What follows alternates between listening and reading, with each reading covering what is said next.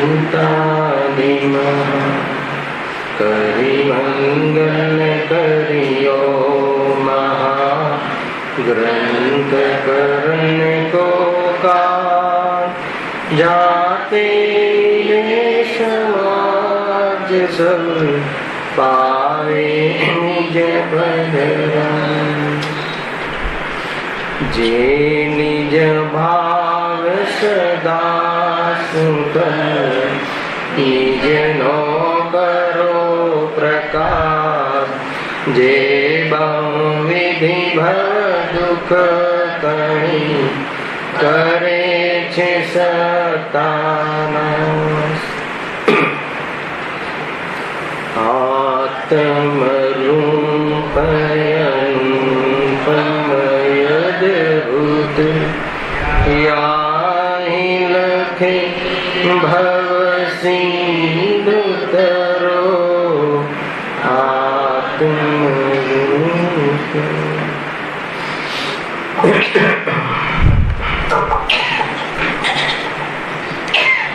श्री मोक्षमार्ग प्रकाशित ग्रंथ से त्रीजा अधिकारों पर अपने स्वाध्याय चाली रही है. एमा अंतिम टॉपिक है पेज नंबर 73 मोक्ष सुख અને તેની પ્રાપ્તિનો ઉપાય. વાત એમ છે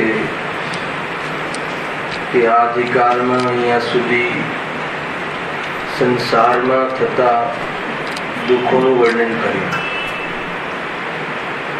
એક કન્ક્લુઝન પર આવ્યા કે સંસારમાં તો સર્વત્ર દુઃખ જ છે. એની સિદ્ધિ કરી. તો હવે સુખ ક્યાં છે એ પ્રશ્ન ઉભો થાય સ્વાભાવિક છે. તો ત્યાં કહ્યું કે સુખ મોક્ષમાં છે. અર્થાત તો સિદ્ધ અવસ્થા એ સુખની અવસ્થા છે. જે જીવ સુખની અવસ્થા અર્થાત તો સિદ્ધની અવસ્થાને પ્રાપ્ત છે એ જીવ સુખી છે. યોગાનુયોગ આજે ગાથા ગણિત ચાલી એ જ હતી. એકમાત્ર સિદ્ધ અવસ્થામાં સુખ છે. જબરજસ્ત ચર્ચા હતી. નવમી ગાથા પરમાત્મા પ્રકાશ જબરજસ્ત. દ્રવ્ય કર્મ ભાવ કર્મ નો કર્મથી રહિત સિદ્ધ અવસ્થા જ્યાં વિષયોની પ્રવૃત્તિ નથી, વિષયોની પ્રવૃત્તિનો ભાવ નથી, વિષયોની પ્રવૃત્તિના સાધનો નથી, વિષયોની પ્રવૃત્તિના નિમિત્ત કારણો નથી અને કોઈ પણ પ્રકારની વિકલ્પ ઝાલ નથી. એવી નિર્વિકલ્પ દશા સિદ્ધ અવસ્થા એકમાત્ર સુખનું કારણ અથવા તો સુખરૂપ છે. આજે આવ્યું બહુ જબરદસ્ત છે. મુનિરાજને અહીંયા ત્યાં આધાર બનાવ્યા અને અનુમાનથી ભલે સિદ્ધ અવસ્થા દ્રષ્ટિગોચર નથી પરંતુ અનુમાનથી આપણે એમાં સુખ છે એવું અનુમાન કરી શકીએ છીએ અને સ્વાનુભવ બી કરી શકીએ છીએ. સુખ સ્વાનુભવ પ્રત્યક્ષ છે અને સિદ્ધ પરમાત્મા અનુભવ અનુમાન ગમ્ય છે. શું કહ્યું?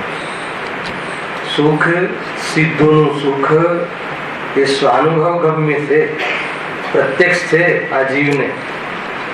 અને સિદ્ધ અવસ્થા પૂર્ણ સુખી છે, સિદ્ધો પૂર્ણ સુખી છે, અનુમાન ગમ્ય છે.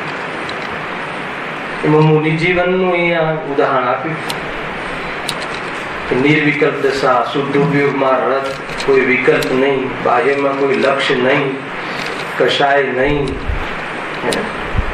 તો એ જ્યારે સુખી છે તો જેને શરીર જેના લક્ષ્યથી રાગાથી થાય છે એ જ નથી તો એ સુખી કેમ ના હોય? એમ કહીને ઘણી બધી વાત કરી. અહીંયા એ સિદ્ધિ કરવાની છે. આ ટોપિક શાનો છે?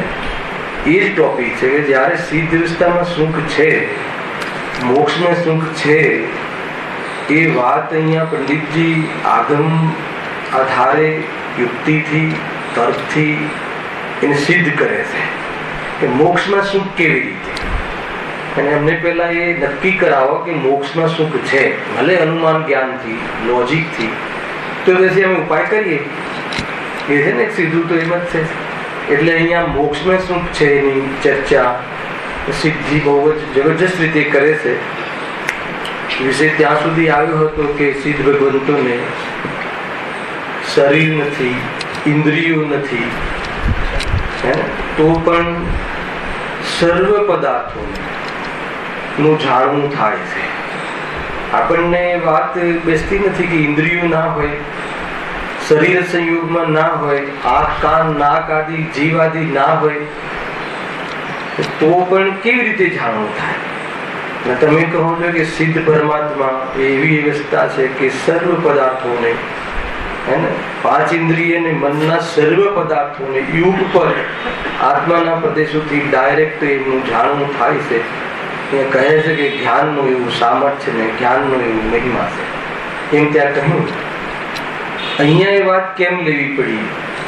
અહીંયા વાત એટલે લીધી પંડિતજી કે આ જીવ જયારે સંસાર અવસ્થામાં હતો, કયો જીવ? જે સિદ્ધ અવસ્થામાં એ જીવ જયારે સંસાર અવસ્થામાં હતો ત્યારે સર્વ પદાર્થોની જાણવાની ઈચ્છા હતી અને જ્ઞાન મર્યાદિત હતું.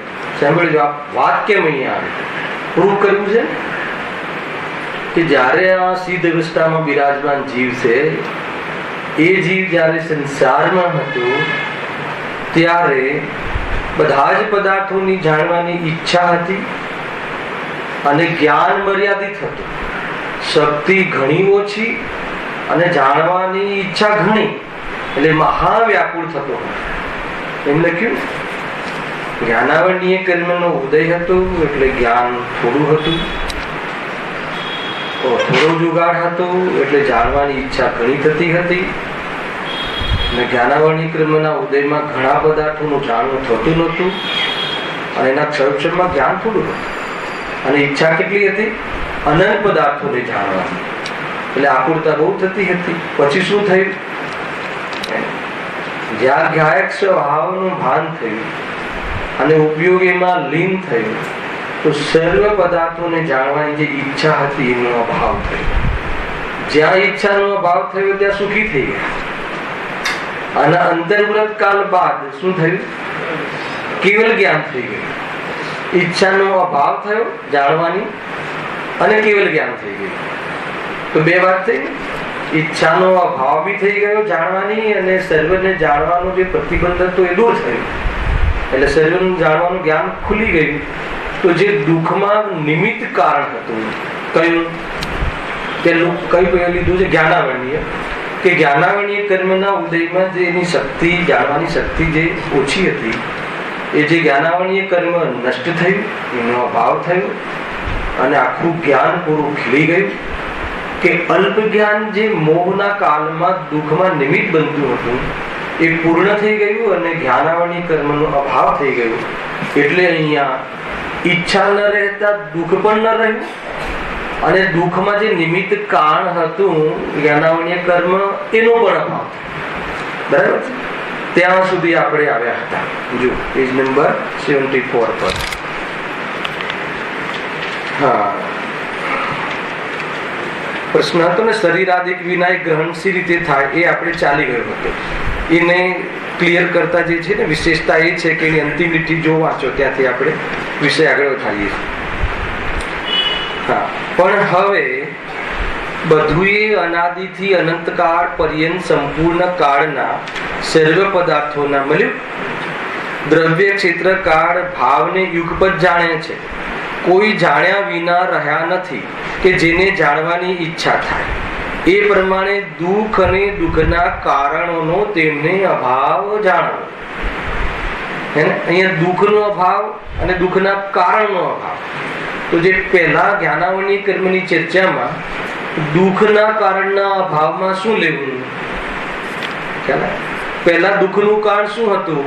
આગળ લખ્યું. પહેલા ભૂતકાળનું જાણવાની ઈચ્છા હતી, ભવિષ્યમાં શું હશે એ જાણવાની ઈચ્છા હતી, હે ને? એટલે આકુરતા રહેતી હતી. શું થશે આનું, દીકરાનું શું થશે, આના મનમાં મારા વિશે શું ચાલતું હશે, એવી બધી ઘીલ ઉપતા થતી હતી અને આકુરતા થતી હતી. બરાબર છે? પરંતુ જ્યાં આ સિદ્ધ ભગવાનના જીવને જ્યાં મુનિ અવસ્થામાં શુદ્ધોપયોગના પુરુષાર્થ પૂર્વક સ્વરૂપમાં લીન થતા ઈચ્છાનો અભાવ થયો, હે ને? જાણીને શું કરવું છે? આત્માને જાણવાથી સુખી થવાય, હે ને? એ કે બીજી કોઈ દ્વંદ ફળને જાણવાથી સુખી થવાય? દ્વંદ ફળને જાણવાથી તો જીવ વધારે ઉલઝે છે. તો એ રીતે અનેક પ્રકારે ભેદ વિજ્ઞાન કરી અને જ્યારે સ્વરૂપમાં મુનિરાજ લીન થાય છે અને કેવળ જ્ઞાન પ્રગટ થઈ જાય છે, એટલે દુઃખનું કારણ મુખ્ય તો મોહ હતો, એ તો મટી ગયો. પણ એ મોહના કાળમાં સપોર્ટ કોણ કરતું હતું? જ્ઞાનાવર્ણીય કર્મ. જ્ઞાનાવર્ણીય કર્મના ઉદયમાં જે જ્ઞાન થોડું થતું, વધારે થતું નતું, એ દુઃખનું કારણ હતું. દુઃખનું કયું કારણ હતું? એ સહાયક નિમિત્ત હતું. મૂળ નિમિત્ત કારણ કોણ? મોહનીય કર્મનો ઉદય. પરમાર્થી દુઃખનું કારણ કોણ? મોહ, રાગ, દ્વેષ. અને અંતરંગ નિમિત્ત કારણ કોણ? ફરીથી દુઃખનું સાચું કારણ કોણ? મોહ, રાગ, દ્વેષ. જાણવાની જગ્યાસા, જાણવાની ઈચ્છા, અર્થાત એક શબ્દમાં કહીએ તો ઈચ્છા દુઃખનું કારણ. બરાબર છે? અને નિમિત્ત કારણ કોણ? અંતરંગ નિમિત્ત કોણ? મોહનીય કર્મ, જ્ઞાનાવર્ણીય નહીં. અને જ્ઞાનાવર્ણીય કર્મનું કયું દુઃખનું કારણ કહેવાય? સહાયક નિમિત્ત કારણ. અને શરીર આદિ બાહ્યમાં બાહ્ય નિમિત્ત કારણ. કયા? દુઃખના, સુખના નહીં. અને એમ પણ મળે છે સુખ દુઃખના, હે ને?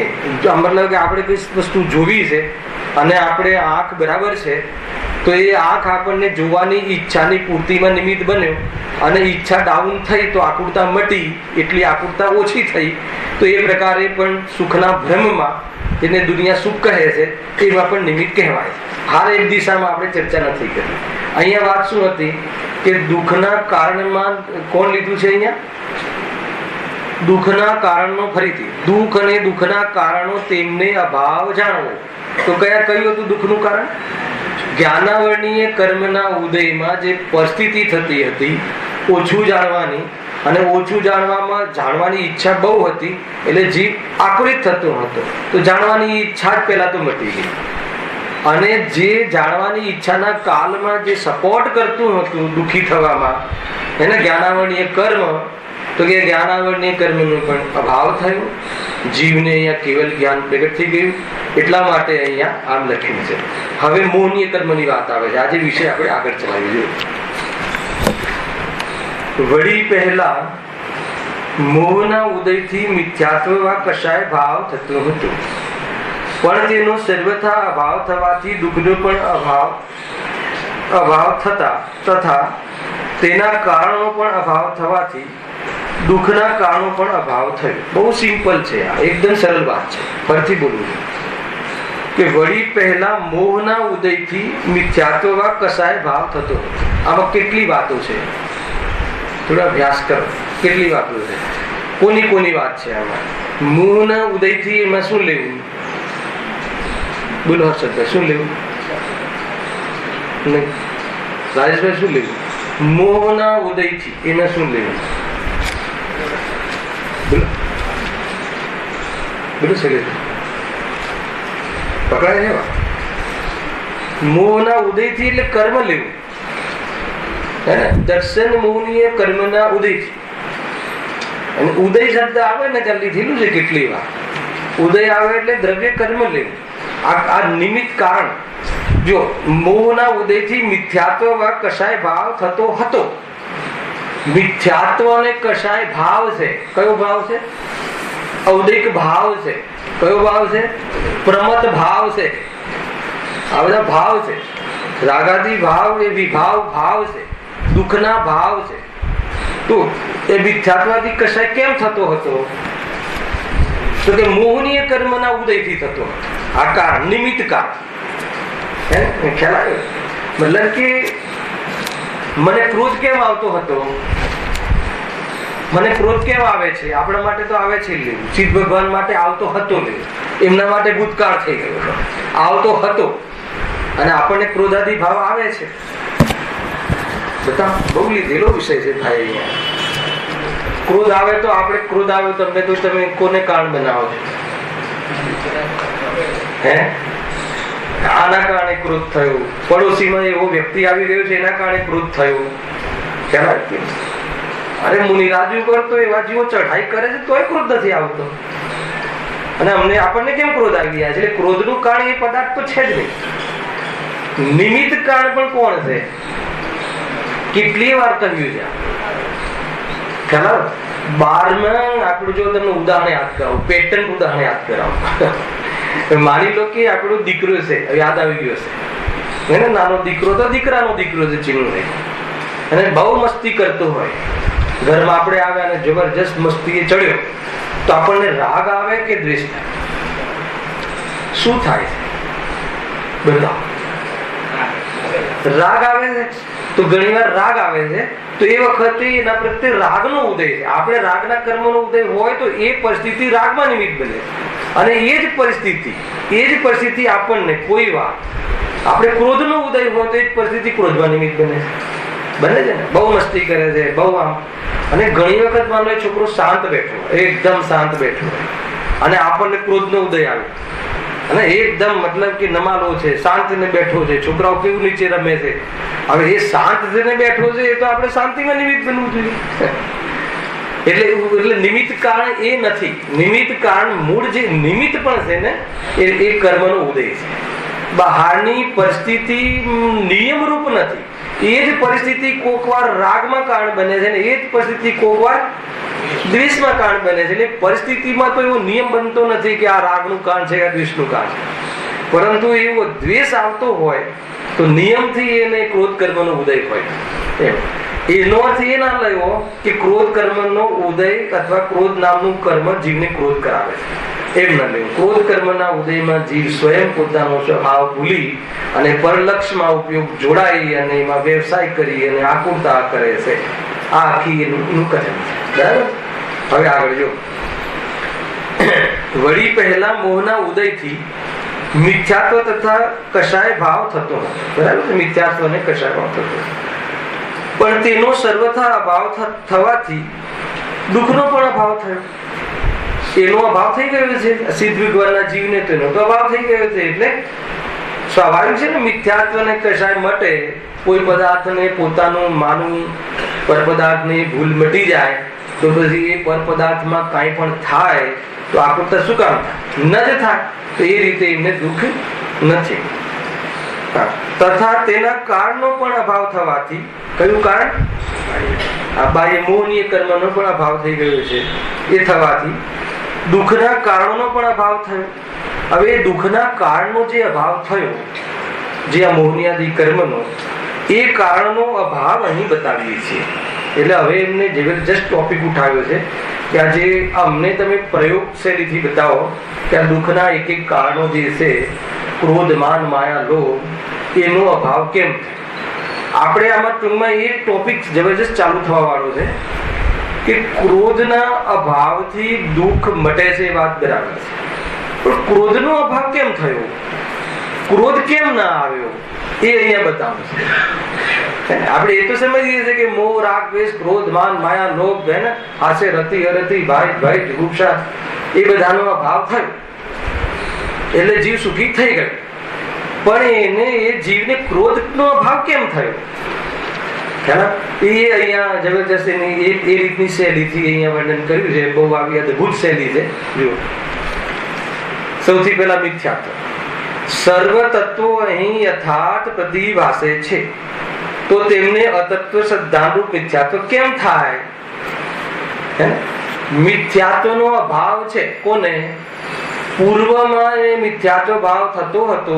ક્રોધ મિથ્યાત્વ કર્મના ઉદયથી એ મિથ્યાત્વ ભાવનો અભાવ થયો, પણ એમને મિથ્યાત્વ ભાવ કેમ થતો નથી? તો કેમ થતો નથી? તો આગળ જો એનું રીઝન આપે કે સર્વ તત્વો અહીં યથાર્થ પ્રતિભાસે છે, તો તેમને અતત્વાર્થ સિદ્ધાંતરૂપ મિથ્યાત્વ કેમ થાય? કેવી રીતે થાય? જ્યારે રાગ અને અથવા આશ્રવ અને બંધ દુઃખરૂપ લાગે છે, દુઃખના કારણો લાગે છે, એને સંબંધ એ કારણ નથી લાગતું, સ્વને પર ભિન્ન લાગે છે, તો પછી એમને એવું ભ્રમ કેમ થઈ જાય એને કે આ પદાર્થ મારો છે, એના જવાથી હું દુઃખી થઈ જઈશ. જ્યાં તત્વની યથાર્થ પ્રતીતિ છે અને એ તત્વની યથાર્થ પ્રતીતિ તો એમને ગ્રસ્ત જીવનમાં ચોથા ગુણસ્થાને થઈ હતી. અને તીર્થંકર જે ભવે થયા એ ભવે તો માના પેટમાં એ શ્રદ્ધા લઈને આવ્યા હતા. બરાબર છે કે નહીં? તો એમ કહ્યું જો સર્વ તત્વો અહીં યથાર્થ પ્રતિભાસે છે. દેહ અને આત્મા ભિન્ન દેખાય છે તો પછી એ દેહને મારો કેવી રીતે માને? જ્યારે ચેતન લક્ષણથી આત્મા ભિન્ન છે, દેહથી ભિન્ન છે અને દેહ જળ છે, બે ભિન્ન પ્રતિભાસે છે. સ્વ અને પરના વિભાગ જેમની દ્રષ્ટિમાં પડી ગયો છે તો એ જીવને રાગ શું કામ થાય? અને ભૂમિકા અનુસાર રાગ થાય તો એને રાખવા લાયક શું કામ માને કે જે દુઃખનું પ્રત્યક્ષ કારણ છે? બરાબર. હવે આગળ કોઈ અનિષ્ટ રૂપ રહ્યો નથી. નિંદક પોતે જ અનિષ્ટ પામે છે તો પોતે ક્રોધ કોનાથી કરે? કેટલી જોરદાર વાત આવી. ક્રોધ કોનાથી કરે? ક્રોધ શું કામ કરે? કેમ ક્રોધ નથી આવતો એમને? જો ક્રોધ નથી આવતો એટલે તો સુખી છે, પણ ક્રોધ કેમ નથી આવતો? કેમ કે એમને કોઈ અનિષ્ટ રૂપ દેખાતું જ નથી. સમજમાં? કેવલ જ્ઞાની છે, બધું જ દેખાય છે એમને ત્રણેય કાળનું, પણ કોઈ અનિષ્ટ રૂપ દેખાતું જ નથી. હે ને? ભગવાનને બધું જ દેખાય ને, એમની નિંદા કોણ કરે છે એ પણ દેખાય. દેખાય કે ના દેખાય? પણ અહીંયા કહે છે કે છતાં પણ એ અનિષ્ટ નથી પાછું. કેમ કે એમને પર્યાય દ્રષ્ટિ જતી રહી છે. હેલા જો આજે ભગવાન મહાવીર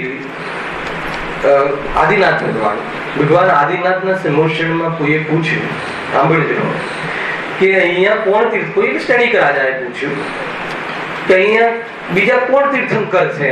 તો એમને કહ્યું કે આ મારીચનો જે જીવ છે મુનિ અવસ્થામાં હતા કે આપણા 24મા તીર્થંકર છે ભરત ક્ષેત્રમાં.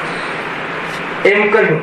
તો મને બતાવો કે જયારે કહ્યું અર્થાત તો એમના કેવલ જ્ઞાનમાં બધું નહીં જ લગતું કે હવે આ વિરોધ કરશે અને હવે આ સમર્ષણના પગથિયાં ઉતરી જશે, એને ઉતરી જવાનું જ છે અને 363 ચલાવવાનું જ છે. બરાબર. બધું દેખાતું હશે કે નહીં જ્ઞાનમાં? તો પછી એમને ક્રોધ આવવો જોઈએ કે નહીં? કેમ ન આવ્યો?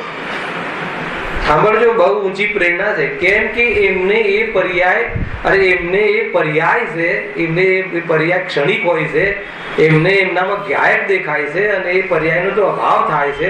અભાવ પર્યાય તો પરમેનન્ટ સ્વરૂપ નથી. એવી જે દ્રષ્ટિ થઈ છે એ દ્રષ્ટિના બળના કારણે ક્રોધ પેદા થતો. સમજમાં આવે કે ક્રોધ શું કામ કરે?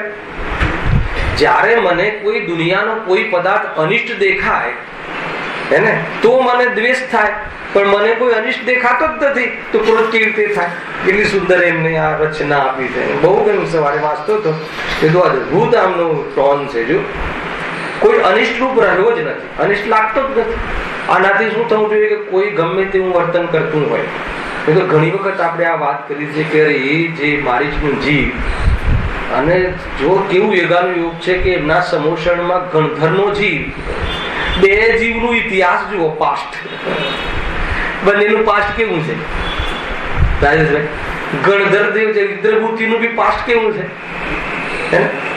500 મૂર્ખના સરદાર એમ કહ્યું ને, અને મિથ્યાત્વના પાઠ બનાવનાર, અને સૌધર્મ ઇન્દ્રને એ ગણધરની પાત્રતા એ અવસ્થામાં રહેલા ઇન્દ્રભૂતિમાં પાત્રતા લાગી. બતાવો કઈ પર્યાય જોઈને હું કોઈના પર દ્વેષ કરું? ખ્યાલ આવે કે નહીં? ખ્યાલ આવે છે તમને? એ જ ભગવાન મહાવીરની મારીચની અવસ્થામાં સર્વજ્ઞ પરમાત્માના વિરુદ્ધમાં એમને આ ધર્મની અપ્રભાવના કરીને, અને એ જ જીવ આપણા માટે અત્યારે ભગવાન મહાવીરનું શાસન, અનંત જીવોના મોક્ષમાં નિમિત્ત બનવા વાળી જેમને વાણી ખરી કે ના ખરી? તો બતાવો એમની કઈ પર્યાય જોઈને મારે એમના પર દ્વેષ કરવો?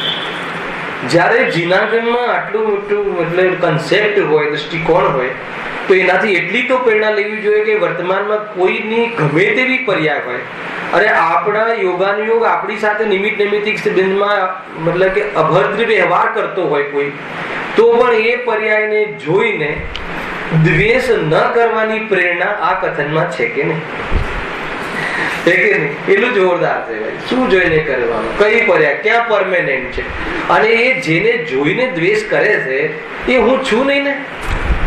મતલબ કે તમારું એ જે બી જોઈને મતલબ શરીરને જોઈને કે તમારી બહારના કુટુંબને જોઈને કે જે પણ કઈને એ નિંદા કરતો હોય, જેની એ નિંદા કરે છે એ હું છું કે નહીં, એમાં ચેતન રાજા હું ત્યાં મારી હું છું કે નહીં, એ તપાસ કરજો. અને તમે હો તો જરૂર તમે દ્વેષ કરજો. એ જેના પર દ્વેષ કરે છે તમે હો તો જરૂર કરજો. અને તમે જે છો એને દેખાઈ જાય તો એને દ્વેષ થાય નહીં. કેટલું સરળ વાત છે. હું ભગવાન આત્મા છું. આ દેહ જ્યાં હું નથી, આ બહારનું જે આ મનુષ્યનું જે ખોખું છે હું નથી. અને આ ખોખાને જોઈને જે ગાળો દેવી હોય એ દે તો ખોખાને દેશે હે ને. તો પછી જ્યારે મને દેતો નથી અને બીજું કે એની એ પર્યાય બી ક્ષણિક છે એ પણ હે ને. જો ગુરુદેવશ્રી કહેતા ને કે ભૂલેલો ભગવાન છે, ભૂલ છે પણ ભગવાન છે. એ દ્રષ્ટિથી જોતા હતા, એ જ દ્રષ્ટિએ સિદ્ધોમાં ચાલે છે. કેમ કે એમની એ જે બહારની જે અનિષ્ટ પર્યાય છે એ પર્યાય છે, સ્વરૂપ નથી. જ્યારે એ રીતે જોતા હોય, દ્રવ્ય સ્વભાવથી જોવાની જેની એને કલા જાગી ગઈ હોય, એવી જેની દ્રષ્ટિ થઈ ગઈ હોય, એને એક સમયની પર્યાય જોઈ અને ક્રોધ ક્યાંથી આવે? બરાબર છે. એ અહીંયા કન્સેપ્ટ છે. ક્રોધ કેમ નથી આવતો? પેલા તો ક્રોધ નથી એટલે સુખી છે. અને ક્રોધ એટલે નથી આવતો કે દુનિયામાં એમને કોઈ અનિષ્ટ દેખાતું જ નથી. ક્યાંથી ક્રોધ આવે? હજી એક કથન લખ્યું છે, વાંચો, જોરદાર છે. નિંદક પોતે જ અનિષ્ટ પામે છે તો પોતે ક્રોધ કોનાથી કરે? શું કહ્યું? નહીં, છતાં બી આપણી કોઈ નિંદા કરે, છેન્દ્રમની નિંદા કરે તો આપણે એને સજા આપવી કે ના આપવી? એને આપણો કોઈ આ તત્વનો વિરોધ કરે તો પેલા તો વિરોધી દેખાય છે, એ જ ભૂલ છે. છતાં વિરોધ કરે તો એનું ફળ, એની કશાયનું ફળ એને મળે છે. તો તારા ક્રોધ કરવાથી એને ફળ નથી મળતું. સમજમાં આવે? તો પછી ક્રોધ કરવાની સિદ્ધિ, ક્રોધ કરવું જોઈએ એવી વાત તો સિદ્ધ થતી નથી. શું કહે? જો નિંદક પોતે જ અનિષ્ટ પામે છે તો પોતે ક્રોધ કોનાથી કરે? જ્યારે એ પોતે જ એનું ફળને પામે છે. બહુ ઊંચી વાત છે ભાઈ. આપણે આગળ આવી ગયેલું છે આ વિષય. આ રીતે હતો કે જીવને ક્રોધમાં બીજાનું બુરું કરવાની ઈચ્છા થાય છે. બરાબર? ક્રોધમાં શું થાય?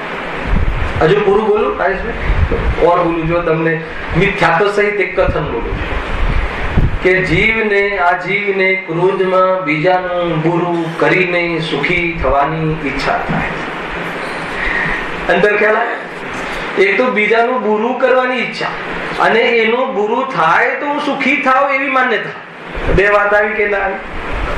કેટલું જોરદાર ચાલે છે એની ભૂલ. હવે સાંભળજો, જો બીજાનું બુરું થવાથી તું સુખી નહીં થાય પણ તારા પરિણતિમાં ક્રોધના અભાવથી તું સુખી થઈશ, એટલે બીજાનું બુરું થાય ને હું સુખી થઈ જઈશ, એ માન્યતા તું છોડી દે. બરાબર? બીજું, ભલે તું બીજાનું બુરું કરવાની ઈચ્છા કરે પણ એ જીવનું બુરું તો એના કર્મને આધીન છે, તારા બુરા કરવાના ઈચ્છાને આધીન નથી. એટલે તારી ઈચ્છા અનુસાર એનું બુરું થશે હેને? એમ છે નહીં. તારી ઈચ્છા અનુસાર બહારમાં એનું પરિણમન થવાનો નિયમ નથી.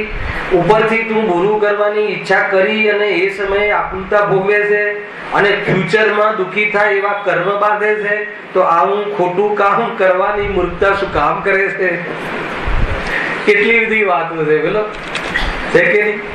બહુ સુંદર છે આ કન્સેપ્ટ છે બધા. અને આટલી ખબર પડી જાય તો આપણે આ જે ક્રોધમાન માયા લોભ આદિની જે પ્રવૃત્તિ, એમાં તો પહેલા એ પ્રવૃત્તિથી સુખી થવાય છે, તો એ પહેલા ભૂલ છે, મિથ્યાત્વ છે, અને એનાથી કોઈ તને કાર્યની સિદ્ધિ થતી નથી. હું કપટ કરી અને આ બધું કમાઈ લઉં તો કહે છે કે તું કપટ કરી અને કર્મ કમાય છે એને દુઃખ કમાય છે પણ કપટ કરીને પૈસા નથી કમાવાતા. એનું આવવું તો પાપ પુણ્યને આધીન છે. આવું જ હું તારી માયાચારીને આધીન નથી, એટલા માટે તારા માયાચારીના પરિણામો વ્યર્થ છે. એનું કોઈ એ ફળ નથી. એનું ફળ તો આકુલતા છે, એનું ફળ તો સંસાર છે. બોલ, માયાચારી કરવી છે કે નથી કરવી? પકડમાં આવે છે વાત. તો એ રીતે આમાંથી ટોન નીકળે છે. જો તમે વાંચો, નિંદક પોતે જ અનિષ્ટ પામે છે. એના નિંદા કરવાના ભાવનું ફલ એને પોતે જ સ્વયં મળે છે. એવી કુદરતમાં વ્યવસ્થા છે. તો પછી હું એના ઉપર દ્વેષ શું કામ કરું? પહેલા તો મને અનિષ્ટ જ દેખાતું નથી, છતાં જ્ઞાન થાય છે. કોઈ નિંદા કરે, કોઈ કરે તો જ્ઞાન તો થાય જ ને કે ભાઈ આમ કરે છે, જ્ઞાન નથી થતું ને. પણ એ નિંદા કરવા છતાં મને ક્રોધ કેમ નથી આવતો? કેમ કે એક તો એ મને એની પર્યાય ક્ષણિક છે કે એ મારી દ્રષ્ટિ છે, એનું સ્વરૂપ નથી, એ મારી દ્રષ્ટિ છે. અને બીજું કે એનું ગુરુ એનું ફલ તો આ પ્રકૃતિમાં આપવાની વ્યવસ્થા છે. તો પછી હું ક્રોધ કરીને હું એને ફળ આપું તો એ પ્રમાણે હોય નહીં. એટલા માટે મારો ક્રોધ આવતો નથી. એ અપેક્ષા એ સિદ્ધ વ્યવસ્થામાં ક્રોધનો અભાવ થઈ ગયો છે. જો હવે આગળ એક એક લીટી આ રીતે એમને સિદ્ધ કરી છે. સિદ્ધોથી ઊંચો કોઈ છે નહીં. ઇન્દ્રાદિક દેવો પણ જેને નમે છે અને ઈષ્ટ ફળ પામે છે, તો પછી તેઓ કોનાથી માન કરે? સિદ્ધ ભગવાન માન કેમ કરતા નથી? કહેવાય કે નહીં. એક તો સામાન્ય કે ભાઈ માન કશા કર્મનો અભાવ થઈ ગયો છે એટલે એમને માનનો અભાવ છે, એટલા માટે સુખી છે. આ આગમનું કથન છે. પણ અધ્યાત્મમાં એ અલગ શૈલી છે. માન ન કરવા પાછળનું શું વિઝન છે, એને કેમ કરતા નથી? તો અહીંયા જો શું કેમ કરતા નથી. જો પોતે સિદ્ધ અવસ્થાને પ્રાપ્ત છે, બરાબર છે, અને સિદ્ધોથી ઊંચો કોઈ છે નહીં. એટલે એનો અર્થ શું? પેલા તો પોતે સિદ્ધ અવસ્થાને પ્રાપ્ત છે અને વિશ્વમાં ઊંચામાં ઊંચું પદ કોઈ હોય તો સિદ્ધ છે, અને સર્વ જીવ સિદ્ધ સમાન છે એવી દ્રષ્ટિથી આ પદ પામ્યા છે. એટલે કોઈને સિદ્ધથી ઓછા જોતા નથી. એટલે પછી કોઈને નીચો જોવે હે ને તો પોતાને માન કસાયમાં અભિમાન થાય, અહંકાર થાય. ખ્યાલ આવે કે નહીં? આખી જો વિઝન જુઓ. એટલા માટે એમને માન આવતું જ નથી, માન કસાય ઉત્પન્ન થતી જ નથી. હું તમને નીચો જોઉં તો હું અહંકાર કરું, હું તમને મારાથી અધિક જોઉં તો હીનપણાનો અનુભવ કરું, પણ હું દરેકને સિદ્ધ સમાન જ જોઉં. હાલ આવી આખી વાત. તો પછી મને માનનો પ્રસંગ જ નથી મારા જીવનમાં. અને છતાં પણ કોઈ કહે કે તમને તો મોટા મોટા શું કહેવાય જે આ ચક્રવર્તીઓને ઇન્દ્રોને તો તમને નમસ્કાર કરે છે. જો લખ્યું એમાં શું નીકળે છે વાત જોઈએ. ઇન્દ્રાદિક દેવો પણ જેને નમે છે અને ઈષ્ટ ફળ પામે છે. ગુરુદેવે અહીંયા એક શબ્દ મૂક્યો છે, તમે વાંચો એમના પ્રવચન. હું તો પ્રવચન વાંચીને જ આવું છું. બિલકુલ એને કરવાનું હોય તો બી અને સાંભળવાનું હોય તો બી. શું કહ્યું?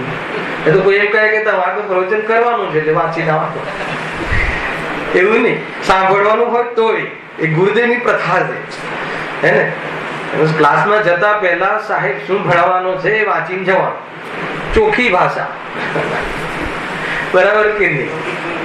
લૌકિક પૂરી એ રીતે જ ઉદાહરણ આપતા. એ તો નાટકનું આપતા કે નાટક જોવા જતા ને અનસુયા તો 12 રૂપિયાની ચોપડી મળે ને તો પેલા વિષય જોઈ લેતા. એટલે પેલો મૂર્ખ બનાવે છે કે કેટલું, મતલબ જો નાની નાની વાતોમાં બહુ મોટો ઉપદેશ છે. ખેર કોઈ અહીંયા મૂર્ખ બનાવવાની વાત નથી હોતી, પરંતુ સામે વક્તા બોલે છે એ પ્રમાણે ચોપડી સાથે મિલાન કરી અને આપણા વિચારો જે કર્યા હોય પૂર્વમાં એ મેળ બેસે છે કે નહીં એ બહુ જરૂરી છે. સામાન્ય વાત નથી. હા જો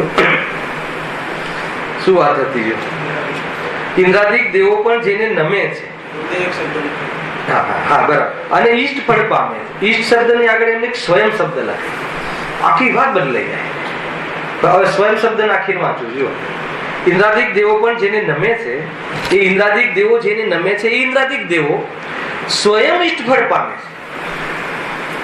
તો પછી મેં એમને ઈષ્ટ ફળ પમાવ્યા એવું મારે માન ક્યાંથી આવે? શું કન્સેપ્ટ છે ભાઈ? એક શબ્દ મૂકતા આખી વાત બદલાઈ જાય. એટલે વાંચવું જોઈએ. બહુ બહુ આનંદ આવે ભાઈ. એ તો શ્રુતના ધણી છે, એનો કન્સેપ્ટ ખોલવાની તાકાત છે. સવારે મને બહુ વિચાર આવે કે ક્યાંથી કેવો શબ્દ મૂક્યો કે હા નમસ્કાર તો બધા કરે છે. સમોષણમાં પરમાત્માને શિવ પરમાત્માને નમસ્કાર બધા કરે છે, પરંતુ એ નમસ્કાર કરવાથી કઈ ફળ થોડી પામે છે. મને નમવાથી ફળ થોડી પામે છે. એ તો સ્વયં એ ફળને પામે છે. એટલા માટે મારે કોઈ એવો શ્રેય લેવો હે ને કે ભાઈ મારા કારણે તમને સિદ્ધ પદ મળ્યું છે એવું માન ક્યાંથી ઉપજે કે જ્યારે જીવ સ્વયં એ ફળને પામે છે હે ને, અને એ સિદ્ધ પામવાની લાયકાત ધરાવે છે અને સિદ્ધ સમ બધા દેખાય જ છે. જ્યારે મારી આવી દ્રષ્ટિ છે અને આવા સાચા સ્વરૂપનો મને ખ્યાલ છે, તો એવી અવસ્થાઓમાં સિદ્ધ આ અવસ્થાને પ્રાપ્ત સિદ્ધ ભગવંતને માન શું કામ કરે, માન શું કામ આવે, માન શું કામ ઉપજે? એટલે માન રહિત થયા છે. અને માન રહિત થયા છે એટલે નિરાકુલ છે. આખી વાત ખ્યાલ આવે? એ તો કન્સેપ્ટ બહુ જોરદાર છે. કોઈ અન્ય ઈષ્ટ રહ્યું નથી તો કોના માટે તેઓ છળ કરે? ખ્યાલ? સર્વ ઈષ્ટને પામી ગયા છે. હવે મારા દુનિયામાં કોઈ વસ્તુ ઈષ્ટ લાગતી હોય તો હું એને માયાચારી કરું? જો માયાનો અભાવ થઈ ગયો છે, માનનો અભાવ થઈ ગયો છે, ક્રોધનો અભાવ થઈ ગયો છે, એ બધી વાત એટલે સુખી છે. એ વાત તો આપણે બહુ વાર સાંભળી, પણ આ શૈલીથી ભાઈ ખ્યાલ આવે કે આ શૈલી બહુ જોરદાર છે. મને બહુ જબરજસ્ત લાગ્યું કે ઓલું તો આપણે રોજ બોલીએ ભાવ કર્મ, દ્રવ્ય કર્મ, નો કર્મનો અભાવ થઈ ગયું હે ને, કષાયનો અભાવ થઈ ગયો, એનો કેમ થયું, માયા કેમ નથી થતી? એ તો પોઝિટિવ બતાવે એટલે ઈષ્ટ પદ પ્રાપ્ત થઈ ગયું છે. મને કોઈ પ્રાપ્તિ બાકી હોય તો મને એવી ગીલછા થાય કે આ પ્રાપ્ત કરવા માટે હું કઈ એવી જાતિના પેતરા રચું કે જેથી પામું, પણ એવું મારે હવે રહ્યું નથી. એને એટલા માટે અહીંયા સિદ્ધ ભગવંતોને માયાચારી શું કામ કરે? એટલા માટે માયાનો ભાવ આવતો નથી. આગળ યુક્તિ આપી એટલે જ કહ્યું ને, યુક્તિથી તર્કથી સિદ્ધિ કરે છે. મોક્ષમાં સુખ છે. પેલા તો માનો કે તમને એમ કે ભાઈ મને બતાવો ક્રોધ ના હોય તો આકુલતા મટી જાય કે ના મટી જાય? એટલું તો માનો છો કે નથી માને? વ્યક્તિ દુનિયામાંથી જતો રહે તો સુખી થઈ જાય આપણો શત્રુ, કે પછી એના પ્રત્યે ક્રોધ મટી જાય તો સુખી થઈ જાય?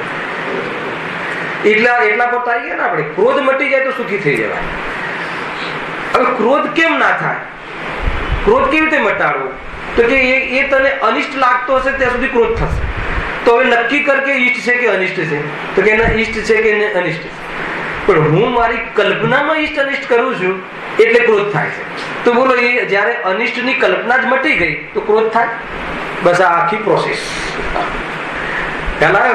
પેલા આપણે કહ્યું છે ને હેડિંગમાં, મોક્ષ સુખ અને એ સુખની પ્રાપ્તિનો ઉપાય. તો મોક્ષ સુખ કેવું હોય છે એ બતાવવામાં જ પ્રાપ્તિનો ઉપાય ગર્ભિત છે. તો મોક્ષ સુખમાં એ કહ્યું કે કસાયો ના હોય તો સુખી થાય. હવે કસાયો ના હોય તો શું કામ સુખી થાય? અથવા કસાયો ન થાય એવું શું કરે કે જેથી કસાયો ન થાય? ખ્યાલ આવે કે નહીં? તો ભાઈ શું કામ ક્રોધ થાય જયારે મને કોઈ અનિષ્ટ લાગતું જ નથી? શું કામ ક્રોધ મને માન થાય હે ને, કે જયારે બધા મને સમાન જ લાગે છે? બધા જીવ હું બહારના એ નાતે એના દ્રષ્ટિ જોતો જ નથી. ચૈતન્ય સ્વભાવથી જોઈએ તો બધા જ પરિપૂર્ણ છે. ચૈતન્ય સ્વભાવથી જોઈએ તો બધા જ ભગવાન આત્મા છે, જીવ રાજા જ છે. ચેતન પદાર્થમાં શું અંતર છે? ભૂનિરાજમાં રહેલો ચેતન પદાર્થ, અર્યંતમાં રહેલો ચેતન પદાર્થ, એકેન્દ્રિય જીવમાં રહેલો ચેતન પદાર્થ, ચેતન પદાર્થ તરીકે શું ફેરફાર છે, શું અંતર છે? જ્યારે અંતર નથી સ્વભાવમાં તો પછી એ રીતે દ્રષ્ટિ થઈ હોય તો મને પક્ષપાત કેમ આવે? અને પક્ષપાત ન આવે તો રાગ, દ્વેષ, ક્રોધ, માન, માયાનો શું કામ પેદા થાય? તો કોઈ એમ કહે પણ એમ શું કામ જોવું? તો કે એમ છે એટલે જો હે ને, મતલબ કે આ તારી પરમાનન્ટ થોડી થઈ ગયા છે આ પોઝિશન. આ તો પોઝિશન છે ને, ચેતન તરીકે પરમાનન્ટ છે. તો પોઝિશન તો કર્મકૃત પરિસ્થિતિ છે અને એ કોઈ તારું સ્વરૂપ નથી. જોઈ લે, આખો ઇતિહાસ જોઈ લે. તું બાળકપણે માનતો હતો તો બાળકપણું ક્યાં રહ્યું? પણ આત્મા તો રહ્યો. ખ્યાલ આવ્યો કે નહીં? તું જવાનીમાં જવાનીપણે માનતો હતો તો જવાની પણ ચાલી ગઈ, જવાની ચાલી ગઈ, પણ આત્માપણે ક્યાં હતા? આત્માપણે તો રહ્યો. હવે વૃદ્ધત્વ જતું રહેશે તો આત્મા પણ રહીશ, અરે શરીર જતું રહેશે તો આત્મા પણ રહીશ. બોલ, જે રહે એ તું છે કે જે જાય એ તું છે? અને જે જાય છે તું માને તો સુખી થઈશ કે દુઃખી થઈશ? તો દુઃખી થઈશ ને. અને જે કાયમી રહે છે એને એ રિયલ છે, એ રિયલ ને માનીશ તો દુઃખી થઈશ. સિમ્પલ લોજિક છે, સિમ્પલ ઉપાય છે. આટલો સિમ્પલ ઉપાય કરતા અનંતકાળ નીકળી ગયો અનાદિથી, અને આટલી મેટર સમજવા માટે આ જીવે ધ્યાન નથી આપ્યું તો ક્યાંથી મેળવ્યું? બહુ બહુ બહુ જ એકદમ પ્રેક્ટિકલ વાત છે. જુઓ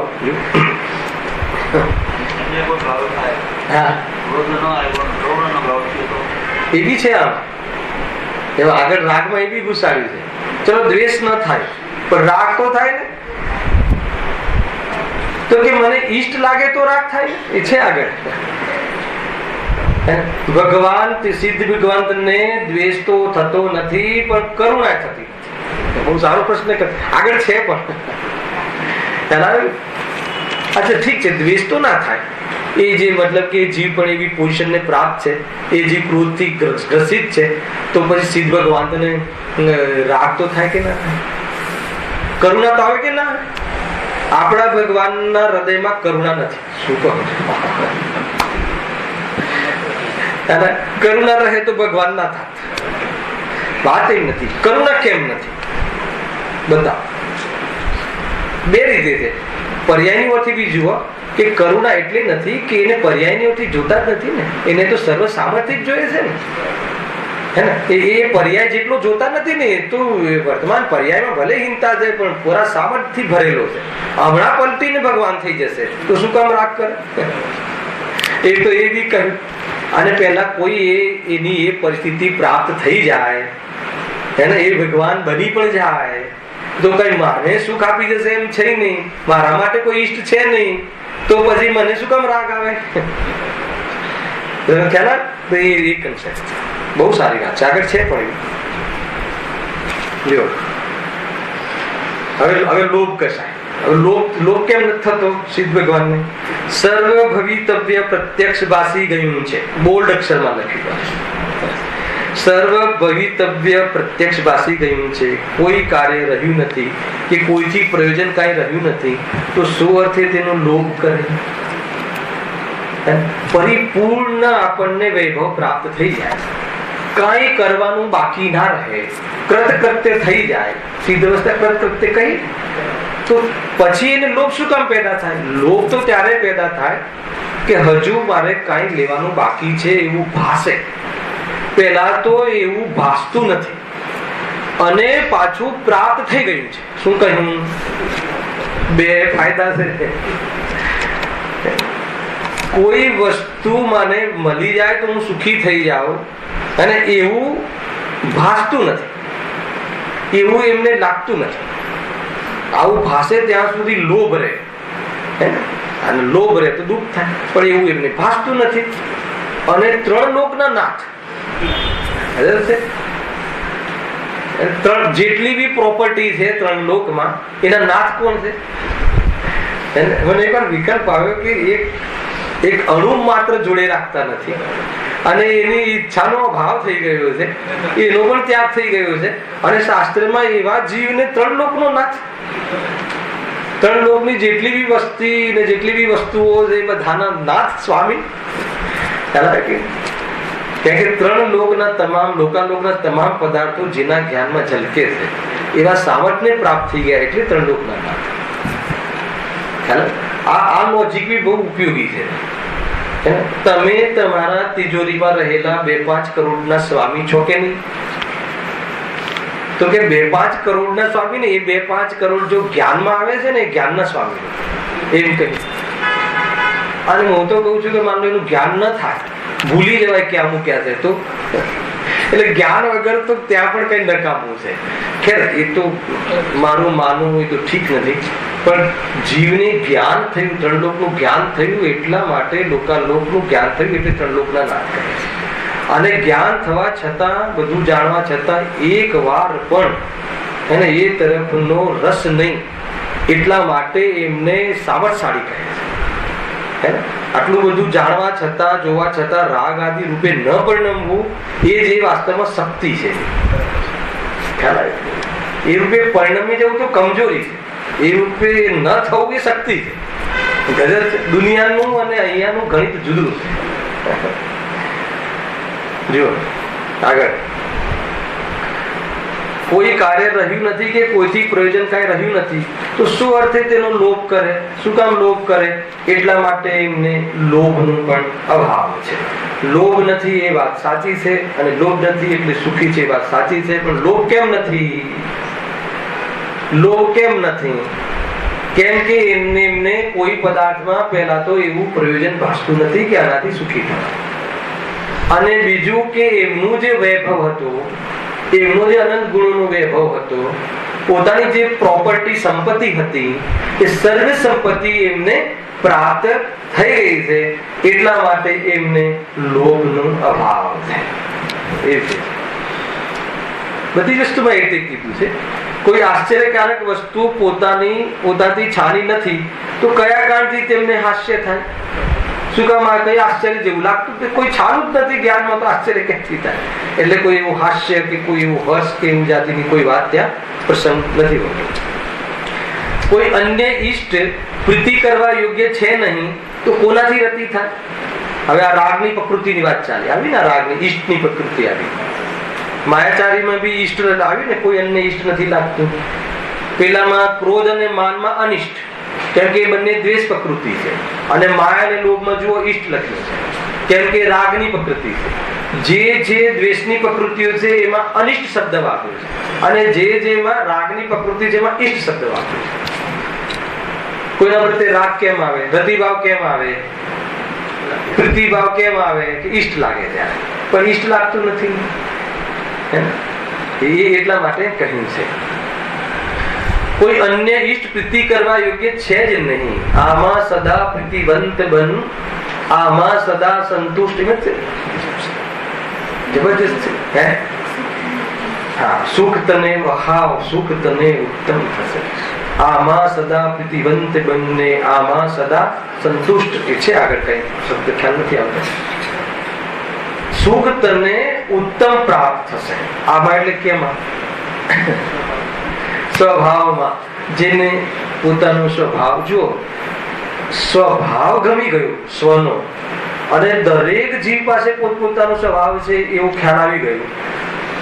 પર તરફથી લક્ષ છોડવા પર પરિપૂર્ણ ભાસવું જોઈએ, અને સ્વ તરફ લક્ષ થવા માટે સ્વ પરિપૂર્ણ ભાસવું જોઈએ.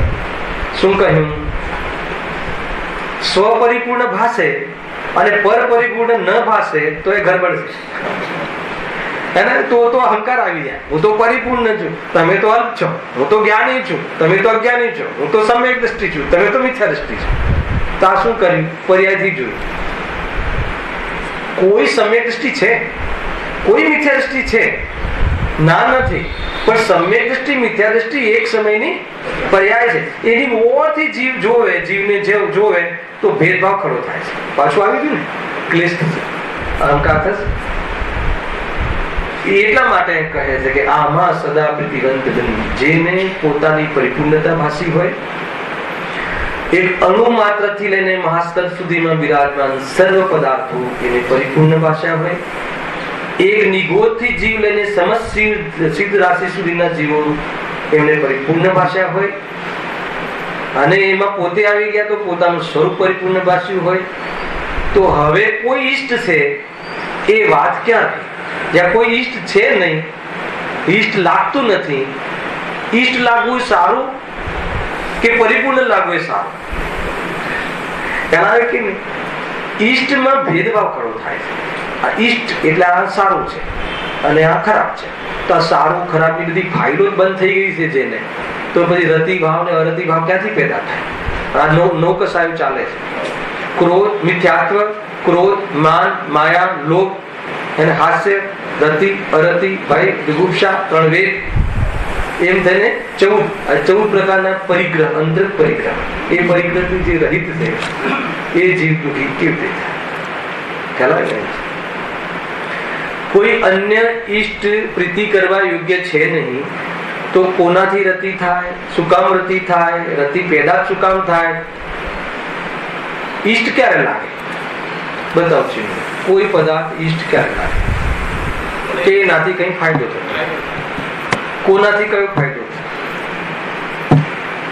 બતાવો, ત્યારે આનું વિશ્લેષણ કરો. બહુ ભારે પડશે. બતાવો, ભગવાન મહાવીર થી શું ફાયદો? અચ્છા, ગુરુદેવ થી શું ફાયદો? બહુ ભારે પડે. બતાવો, જન્મ જયંતિ મનાવી કે નહીં? બરાબર હે ને? ઉપકાર દિન મનાવ્યો કે નહીં? તો કોઈ કોઈના પર ઉપકાર કરે કે નહીં? એવું કોને કહ્યું છે? એટલે ઉપકાર મનાવીએ છીએ. ઉપકાર એટલે મનાવીએ છીએ ભાઈ.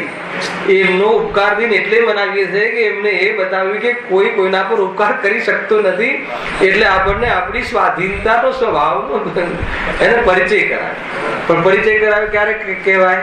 જ્યારે આપણે જોઈએ ત્યારે. બહુ બહુ ખ્યાલ. ઈષ્ટ જ્યાં સુધી કોઈ પદાર્થ ઈષ્ટ લાગશે કે નહીં આ મને ફાયદો કરાવે, અરે કોઈ કોઈનાથી ફાયદો થતો જ નથી. દરેક દ્રવ્ય પરિપૂર્ણ છે અને બ્રહ્મચારી છે, એને કોઈ કોઈનામાં હસ્તક્ષેપ કરી શકતું નથી.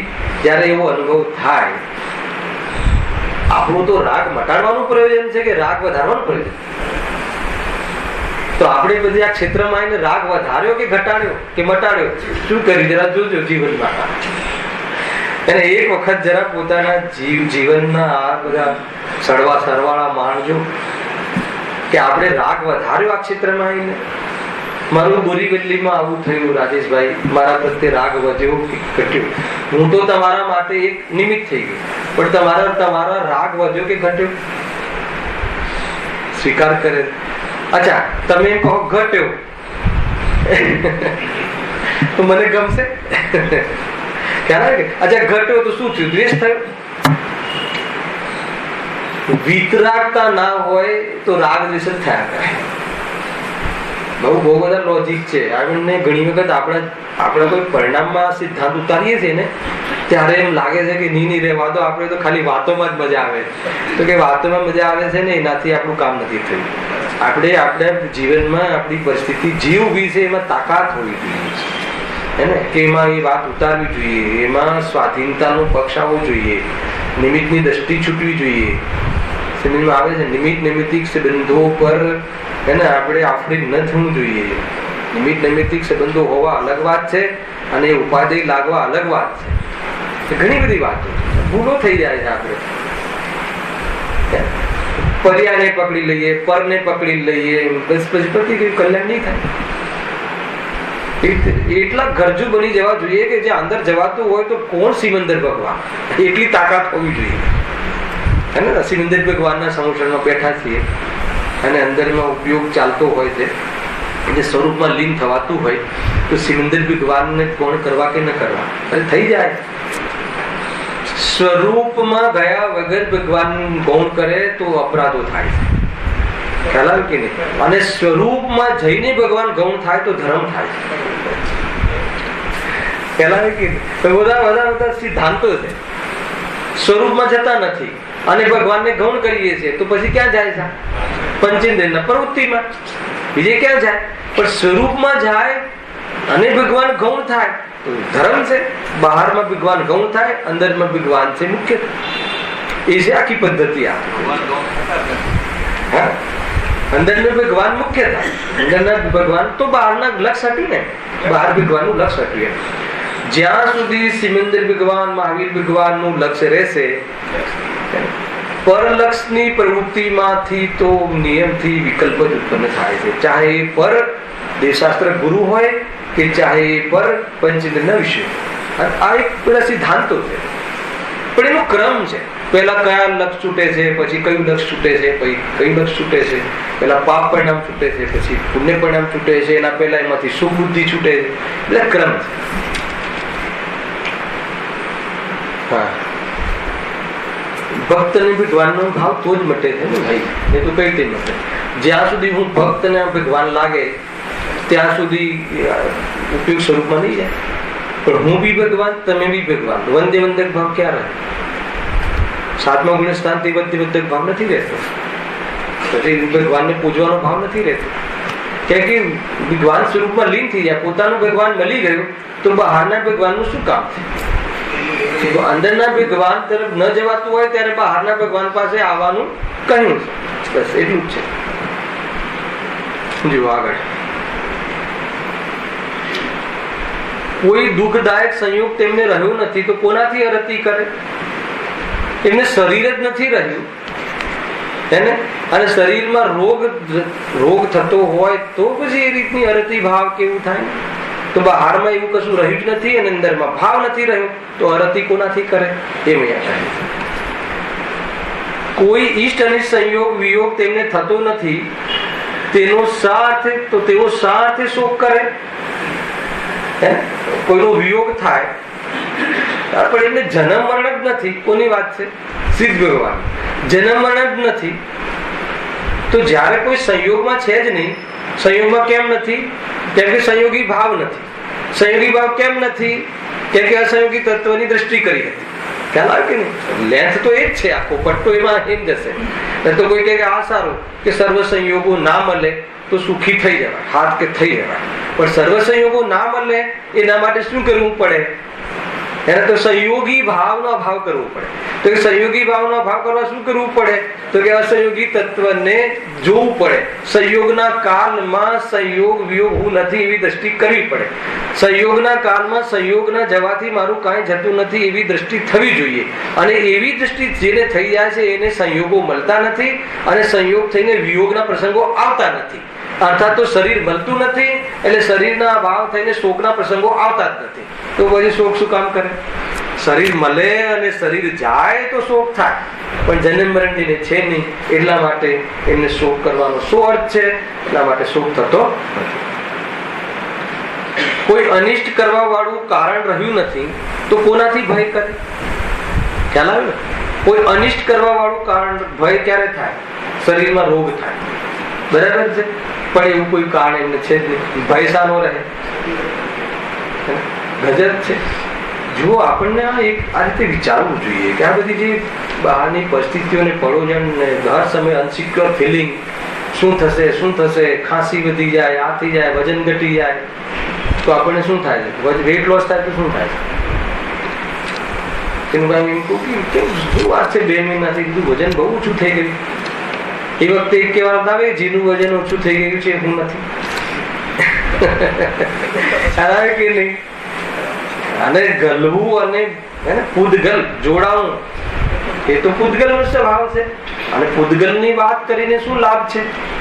એનાથી મને કોઈ ફરક પડતો જ નથી. એવી દૃષ્ટિ થઈ જાય તો ભય મટી જાય, અને એ ભય જેને મટી જાય અને સ્વરૂપમાં રમી જાય તો શરીર મળવાનું અને છૂટવાના પ્રસંગો મટી જાય તો પછી ભય અને શોક શું કામ થાય? એટલા માટે આ બધી કસાયો પેદા થતી નથી. કુલ મળીને તો ચૈતન્ય સ્વભાવને ઓળખ્યા વગર દુઃખ વટવાનો પ્રારંભ જ થતો નથી. બહુ જોરદાર વાત છે. જો સર્વે વસ્તુઓ પોતપોતાના સ્વભાવ સહિત પ્રત્યક્ષ ભાષે છે અને તેમાં પોતાને કોઈ અનિષ્ટ નથી. જ્યાં અનિષ્ટ લખ્યું હોય ત્યાં દ્વેષ પ્રકૃતિ, તો તે કોનાથી જુગુપ્સા કરે? જુગુપ્સા થાય ને ગ્લાની થાય છે કે કોઈ બી આમ ગંદકી ગટર જોઈએ, કોઈ એવી ગંધ આવે તો આપણને શું થાય છે? ગ્લાની પેદા થાય છે. એ દ્વેષ પ્રકૃતિ. તો કેમ નથી થતું એમને? હાલાકી આજુ બહુ જોરદાર છે.